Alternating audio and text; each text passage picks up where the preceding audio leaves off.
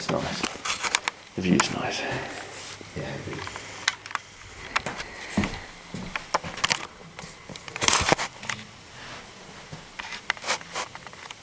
Do you prefer Lachlan or Lockie? Lucky, or everyone calls me Lucky unless it's like my sister or mum. They call you Lachlan? Yeah. Yeah. I get the same with Or my grandma. Yeah. I get Michael from like mum or my sister on occasion. Yeah. Everyone else is just like Mikey. Alright. Yeah. G'day legends. Welcome back to another episode of Mikey Talk. Today we have a very special episode as we're on the road for the first time in the beautiful Apollo Bay. Might give you some shots of the view. There's some better ones lying around that'll probably clip in, but it's gorgeous out here. Today we will be bringing you Lachy, who is the founder and runs a brand in Melbourne called Luther. He's a new friend of mine. First time meeting him this weekend. He's an absolute legend, and they're crushing it at the moment with what they're doing with Luther. So I thought I'd bring him in for an episode. So welcome, Lachy. And you just kind of like clap for yourself and sit down. Yeah. Yeah, there we go. Thanks, Mikey. Thanks for having me. Are we rolling? Like, just We'll roll straight into it. Perfect. All right. First question. What's the origin story of Luther? The origin story of Luther. So, I started by, when I was younger, I was always selling things online, and I tried to start a brand whilst in school with a mate. Didn't work out, and then went to uni. Was unsure what I wanted to do exactly, and a few years went by, and I was just getting sick of uni, and I thought, let's give it another crack. And I started by essentially I just bought into a course. Someone had, who'd built a clothing brand in the past, had released something online where they taught me essentially how to start it from scratch, and it just gave me a good roadmap to build my own brand. And that's kind of how I started it. I started small with just buying some t-shirts and in like 4 different designs, and that was it. And it was a huge flop at the start. I only had sales from a few close friends, and I sort of had to reassess and go, all right, what am I going to do different? I sat there and had the brand for a year and almost sold it to someone, actually, because I just wasn't sure where I wanted to take it, and I was a bit lost with the brand. And anyway, that fell through, and I decided to give it another crack. And it was around COVID time. I purchased some more hoodies, and I was about 50 hoodies that I ordered, and sold out of those. And then that was what kind of kicked it off. And I was doing some branded t-shirts with branding all over the t-shirts, hoodies, and I was kind of stagnant. And I decided to rebrand from there, and from that point onwards it was kind of where I started to see growth, and here we are today. Actually, I've seen a lot of videos like recently, I think, with people doing founder journeys on TikTok and stuff that like go launch a brand and then they don't get like any sales, and they're super like defeated from that first drop. But it sounds like it's pretty like common. Absolutely. What was the biggest disaster or failure in the early days that taught you something valuable about running a brand? The biggest disaster was around ordering stock and making sure that the stock is all good to go before it gets shipped to you. And that is, starts with the sampling, right? You want to make sure that samples are coming in and they're approved and everything's perfect before you order in bulk. Don't get a sample, and if there's one thing that needs to be changed, don't then proceed to bulk and say change this. Make sure you change that, get the sample in hand, and then approve it and make sure everything's all good, and then proceed to bulk. Because the worst thing that can happen is that, it happened to me in the past, is that you get a bulk order and there's a few things wrong, and you're sitting on this stock that either makes it harder to sell or you don't want to sell because it's not up to standard. And I think that was a lesson early on, to make sure that there's systems in place to make sure that the stock is arriving exactly as per your tech packs, and because you don't want to be sitting on stock that isn't up to standard. What's the biggest personal sacrifice you've made to build the brand? I'd say the biggest personal sacrifice would just be, deciding to go all in on the brand and spending as much time as I could to get it off the ground and actually build it into something meaningful and would allow me to sort of quit my full-time job at the time. And, you know, that took away from, you know, I wasn't going out as much, I wasn't seeing friends as much. And yeah, I'd say that would be the biggest personal sacrifice, is just that I was so excited and keen to make it work that I was just putting as much time as I could behind the laptop and putting in the hours to just get everything started and build the brand from there. Tell me about the first time you wore something you designed. The first time, that would have been, it would have been the t-shirts. When I literally first launched the brand and I had the idea. I remember going to mum and I was like, I'm going to make these t-shirts, and I got them in, and it was super basic, like just some tees with a logo right in the middle that said Luther, and that was it. And that was the first time I wore something that I designed, I guess. Wasn't, looking back, I go, what was I thinking? What about when they first came in? Like, were you excited? Was I when excited? when the samples came in and you had like the first run of these t-shirts? Even though looking back now, you're like, what the fuck were these? Like when they first came in. Yeah. I was excited, and you get to, because I was building everything up in the background, like the website, the Instagram, getting the content. So when the stock arrives and it's like, all right, let's launch, I was excited but so nervous, because obviously you want to clear some stock and hope people want to buy the product. And I guess it was an exciting time, but then it didn't actually lead to anyone buying except for one close mate. But you know, it's all part of it, I guess, and you got to start somewhere. So yeah. Shout out that mate. Shout out to that mate. Yeah. What's something you wish you were better at in business? I wish I was better at the technical side of the garments. I suppose having that understanding can make a huge difference in speeding up the sampling process. And I'm working with a garment technician, but I haven't learned that side of it myself yet, and she's been awesome to work with because she can make sure that the measurements and the fit are all perfect. But I suppose I'm going to learn off her at some point, and I guess I can also design the products myself, but having an understanding of that side of it, I have a brief understanding, of course, but I'd like to get to the level that my garment technician's at. I think that would help a lot with product development and making sure that I'm sampling frequently and there's a consistent amount of samples coming in so that I can have consistent collections, I guess, throughout the year. So. If you were to start a new brand tomorrow, knowing everything you do now, how would you do it different? Like specifically clothing brand? Yeah. Yeah? Okay. Yeah.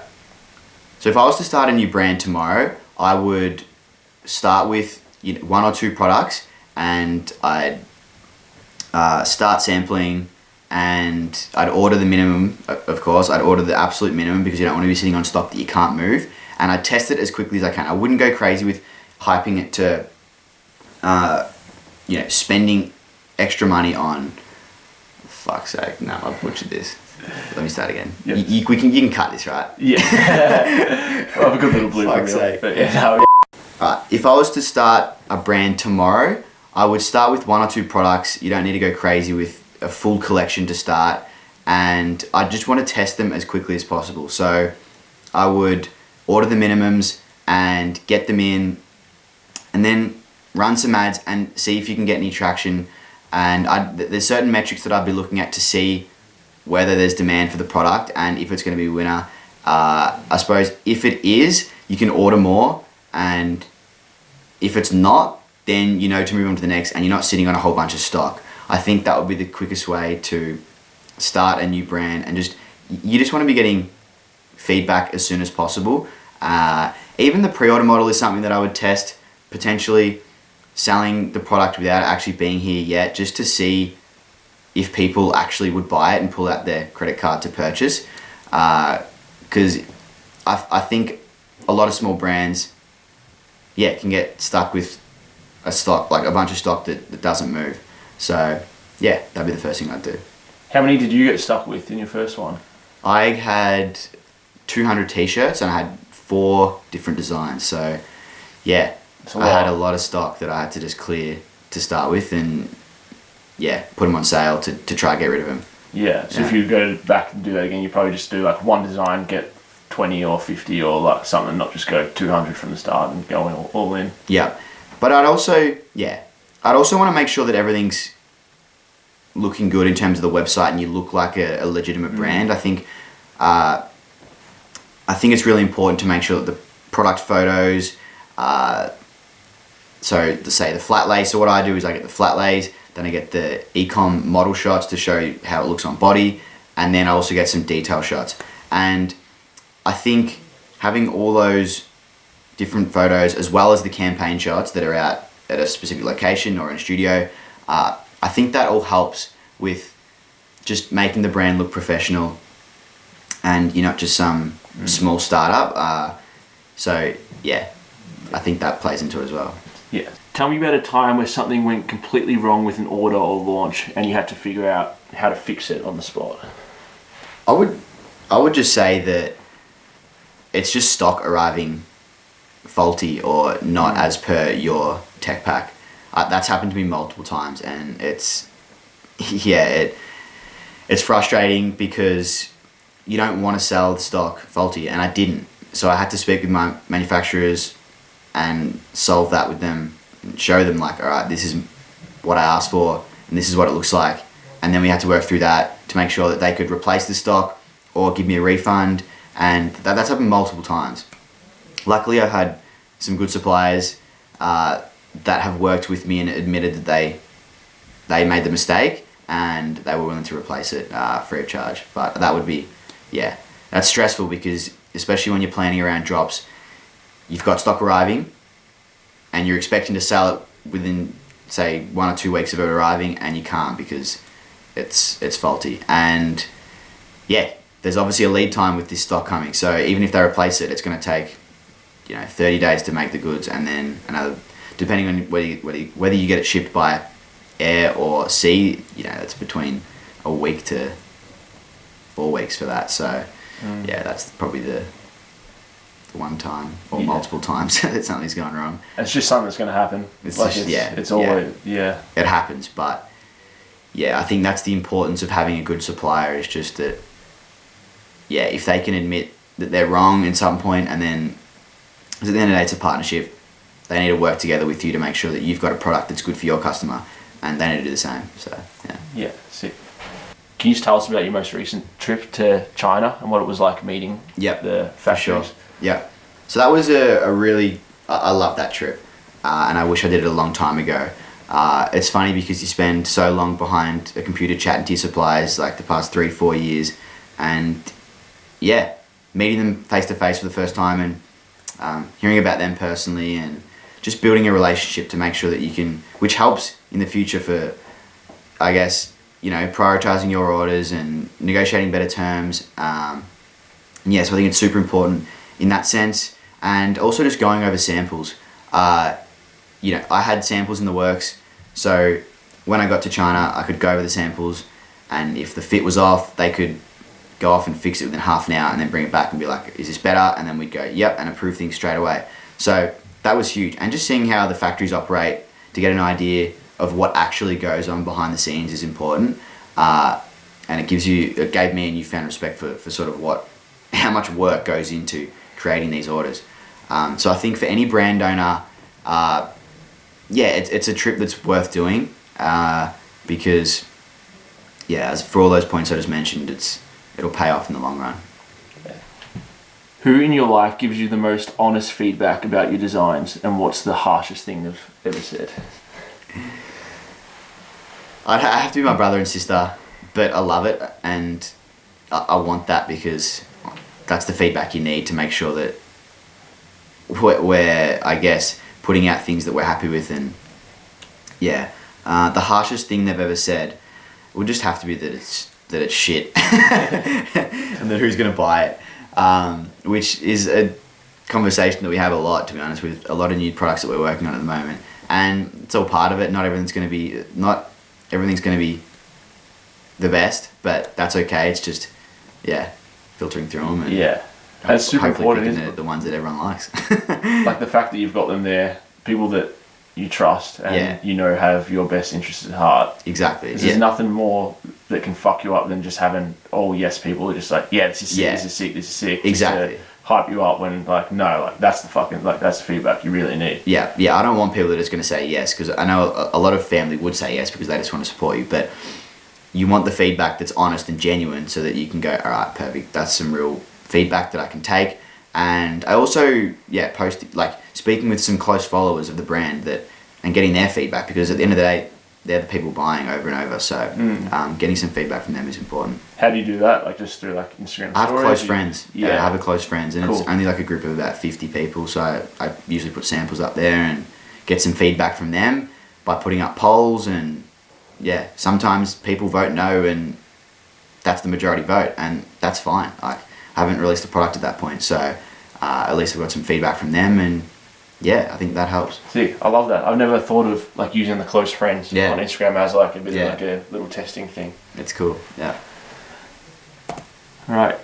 If Luther could collaborate with any brand or person in the world, who would it be, and what would you want to do with them? I'd love to collaborate with the shoe brand, to be honest. I mean, Nike. Majority of my shoes are Nike, so collaborating with Nike would be crazy.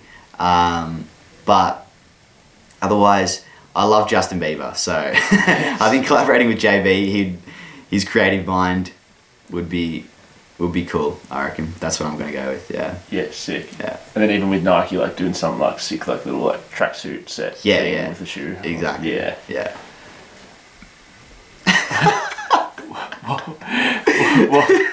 What would you? I love that you've got these photos. What would you tell someone who's thinking about starting their own streetwear brand in Melbourne today that you wish someone had told you? Well, what first comes to mind is that I wish someone told me how much work was involved, and that, yeah, it's a grind, and that you're not taking anything out of the business for the first 3-4 years to get it up to a point where you're happy, taking some money out of the business. But then I'm also like, I'm glad someone didn't tell me that, because maybe if someone did, then I would never have started in the first place. So, yes. Well, when you first started, do you kind of expect just to like make money from sales, and that was money that you were directly going to be pocketing? Yeah, that's kind of the logic behind it. Yeah. It's just like, well, if I can sell 100 hoodies, then that's 100 times whatever. Yeah, exactly. So, but then you're reinvesting in bigger orders, and that money just goes straight into the next order and keeps going. So yeah, you're just reinvesting. So that I wish someone had told me, but I thought that's a pretty good answer. Yeah. So where are you at now? Like, have you got to a point where you're taking money from it? Is everything still invested back in? Like, at what point were you actually able to start like enjoying some of the reward from the hard work? Yep. So that would have been when I quit my day job back in January 2022. I don't know if it was the right... Well, I didn't know if it was the right time, because I was like, how am I going to pay bills, and I've got all these expenses. I was living at home, and I think I had to pay myself at that point, because when I quit my job, that was my sole source of income. And yeah, at that point, I was taking as little as possible, and I still am, to be honest. I don't want to take much out of the business. I just want to reinvest as much as I can to put into future orders and allow me to grow faster. So yeah, it would have been January 2022 that I started taking some cash out of the business. Yeah. Yeah. Sick. And how many years was that after you started? That was probably 2.5, 3 years. Yeah. I'd say. Yeah. So yeah. It's a solid commitment, isn't it? Yeah, exactly. Yeah. And even when I did quit, I was taking very minimal. Yeah. Just paying, my expenses and that was about it, really. Like, wasn't going out too much, and just food, rent, and that's about it. Bills. Story of an entrepreneur. Yeah, that's it. Cool. That's all the questions. Is there anything like coming up? You got any drops coming up, or anything that you're excited about? Yeah, so now I'm keen to I've got my core range that has been scaling up over the past 18 months, I'd say. And my biggest bottleneck has just been around new product development and releasing collections in line with each season. So I've got some new people on board to help out with that. So that is the plan, to release more frequently, more drops, to keep my existing customers happy and give them something else to sort of to get on. So yeah, excited for that, and we'll see how the rest of the year plays out. Beautiful. Cheers, Mikey. Thank you, mate. Cheers, mate. Appreciate it. That was really good. Nice. Fuck. I felt like I got better towards the end, but some of the questions at the start, I was like, oh, I wish I could re-answer them. Fucking hell. Well,